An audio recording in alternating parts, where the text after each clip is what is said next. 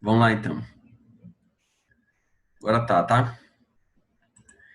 Bom, beleza. Então, vamos lá, continuar. Tá aqui, na questão número 3, ao longo da construção e da consolidação não, tá lá na letra C. A Guarda Nacional era uma milícia civil formada por homens livres, em sua maioria oficiais do exército, proprietários de terras e comerciantes, burocraticamente controlada e sob estreita supervisão do Estado. Aí, ó, chegamos até a alternativa letra C. Então, quando ele fala milícia civil, eram grupos armados. Quando eu falo de milícia, é um grupo armado, tá? Uma milícia civil, então, um grupo armado pela população, homens livres. Então, assim, na verdade, nós temos aqui na Guarda Nacional uma elite, né? Porque ele fala lá, são pessoais, são homens do exército. Aí você pode ir lá na sua justificativa colocar o período de alistamento de 21 a 60 anos, tal. Da maneira que você colocou lá no roteiro de vocês, você vai fundamentar a resposta no número 2, a correta aqui, no caso, ficaria a letra C, tá? Nas outras alternativas, ele fala assim, nenhum fazendeiro ou chefe político podia receber a patente de coronel da Guarda Nacional. Tá? Na verdade, é ao contrário. Nenhum fazendeiro ou chefe político podia receber a patente de coronel da Guarda Nacional. Aqui ele entra dentro do nosso ponto que a gente está falando, que a gente conversou sobre coronelismo, e eu já expliquei isso lá no vídeo de vocês assistiram, tá? O termo coronelismo que nós temos durante a Primeira República, esse termo coronelista, ele parte da formação desses componentes da Guarda Nacional. Eram títulos que eram vendidos pelo governo a esses coronéis. Então, assim, eles tinham poder e eles ganharam muito poder bélico com essas patentes de coronéis, entendeu? Então, o termo coronel era uma compra feita pelo alistamento durante o período da Guarda Nacional, tá bom? Então, não era nenhum, né? Os fazendeiros poderiam ter esse título de coronel, tá? A Guarda Nacional não podia combater nenhum grupo, facção ou instituição. Aí já deixou errado, porque nós vimos que a Guarda Nacional ela atuou e muito durante o período regencial com as revoltas, né? Quando que ela atuou? Ela atuou no início, em 1835, a Revolta dos Malês. Ela vai atuar no ano de 1835, em setembro, com o início da Guerra de Farroupilha, a Revolução de Farroupilha.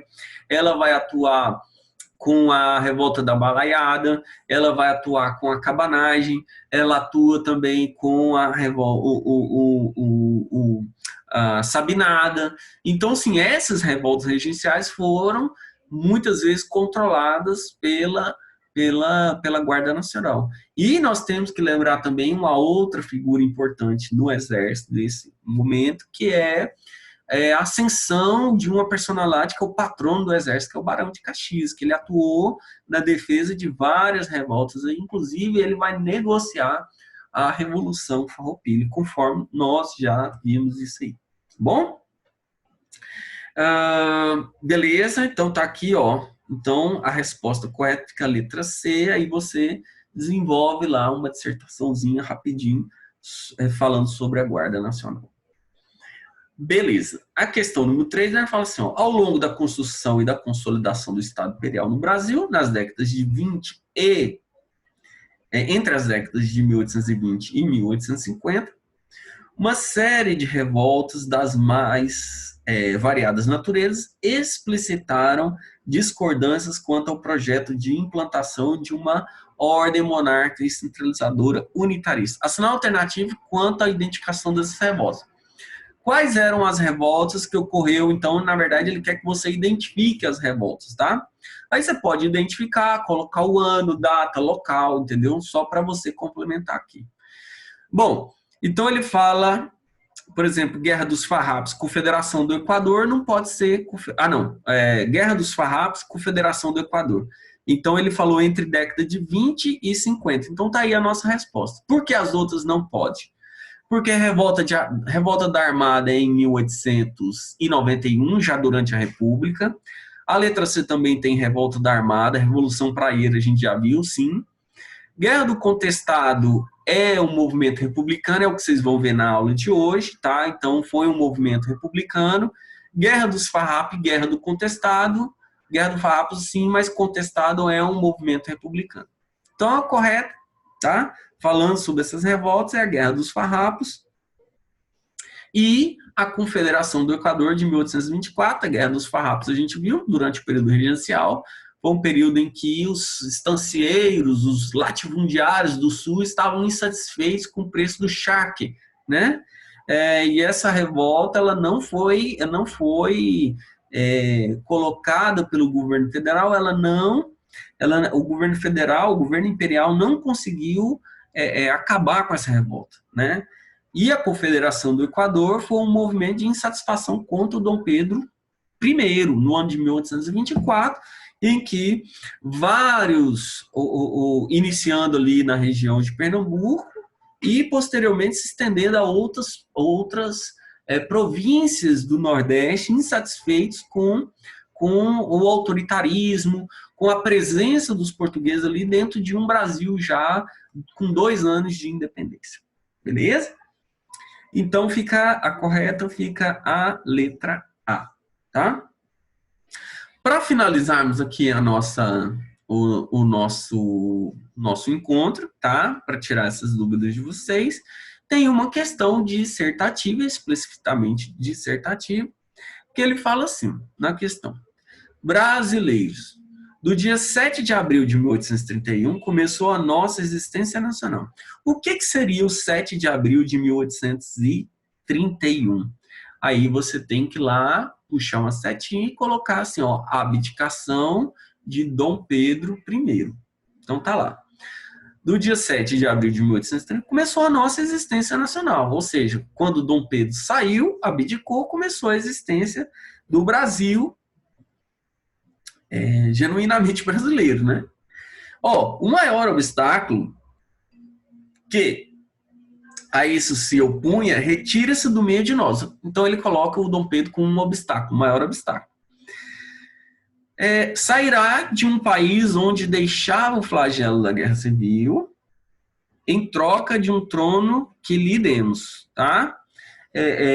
Tudo agora depende de nós mesmos, da nossa prudência, moderação e energia. E aí ele deixou sublinhado, tá?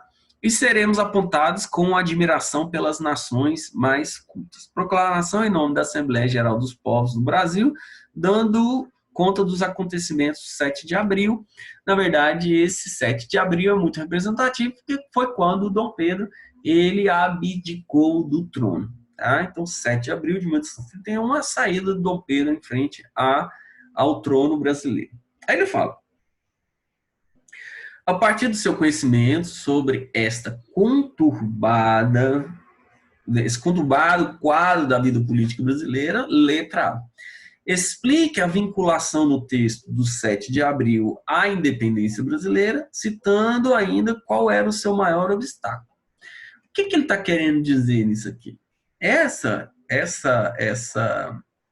questão dissertativa, você, na verdade, você tem que observar o seguinte, que ele liga a saída do Dom Pedro, tá? Ele liga a abdicação do Dom Pedro à efetiva independência. Por quê? Porque o Dom Pedro era um português legítimo representante dos interesses lusitanos aqui dentro de um Brasil independente, tá? Então, automaticamente, você tem que colocar isso, né? E aí, você tem que abordar essa conjuntura. Por isso que ele pergunta assim, ó, citando ainda qual era o seu maior obstáculo. O obstáculo seria o Dom Pedro, né? O projeto de um Brasil efetivamente para os brasileiros vinha com esse obstáculo onde nós tínhamos um legítimo herdeiro do trono português na frente da regência brasileira aqui, tá? Então, esse aí ficaria a resposta da letra A. Aí você disserta, tá? Você faz a dissertação direitinho. A resposta aí tem que dar em torno de 4 ou 5 linhas, tá? Aliás, vocês já dissertaram, eu tô só fazendo um comentário das questões aqui, tá? Na letra B, ele fala assim, ó, relacione a parte sublinhada do texto à situação política brasileira no período regencial. Quando ele fala assim, ó, a parte sublinhada é essa aqui, ó. Tudo agora depende de nós mesmos, da nossa prudência, moderação e energia. Quando ele fala depende de nós mesmos, ele está falando dessa composição política, por exemplo, dos liberais moderados e os políticos liberais exaltados. Haja vista que os restauradores, eles acabaram com a morte de Dom Pedro I, né? Dom Pedro vai embora em 1831, em 1834 ele vai falecer, né? Ele faleceu em Portugal e por lá ele ficou, beleza? Tranquilo? Então, assim, tem que entender isso. Então, quando ele fala assim, ó, relaciona a parte sublinhada do texto com a situação política brasileira no período, tá? O que ele está falando aqui é uma coisa que vocês obrigatoriamente têm que colocar dentro dessa questão, é que as palavras lá sublinhadas, ó, prudência, moderação e energia, tá mostrando então o quê? O desenvolvimento de um projeto brasileiro, de um projeto de um governo brasileiro, mas que não seja radical ao ponto de estender para as classes mais populares. Tanto é que ele fala prudência, moderação e energia. Energia para desenvolver essa aristocracia, tá? Que está fundamentada aí no grupo dos liberais moderados. E aí, essa aristocracia das províncias vai buscar maior autonomia. Então, você tem que ter aí dentro dessa resposta, você tem que ter falando sobre as províncias que buscam maior autonomia, você tem que falar sobre os liberais moderados que buscavam essa autonomia mais com prudência, sem radicalização, para que não houvesse essa participação dessa conjuntura, desse grande extrato popular existente aqui no Brasil, tá bom? Então é dessa maneira que vocês vão fazer as questões, tá? Eu encerro a nossa aula aqui, ela se estendeu mais por conta desse atraso, eu não sei o que aconteceu, tá? Mas eu fico esperando vocês na mesma aula na semana que vem, tá bom? Qualquer coisa vocês me mandam mensagem, você sabe disso, que eu atendo vocês. E na semana que vem nós voltaremos. Assistam a aula lá, eu deixo o roteiro para vocês. Um grande abraço, um grande beijo, tudo de bom.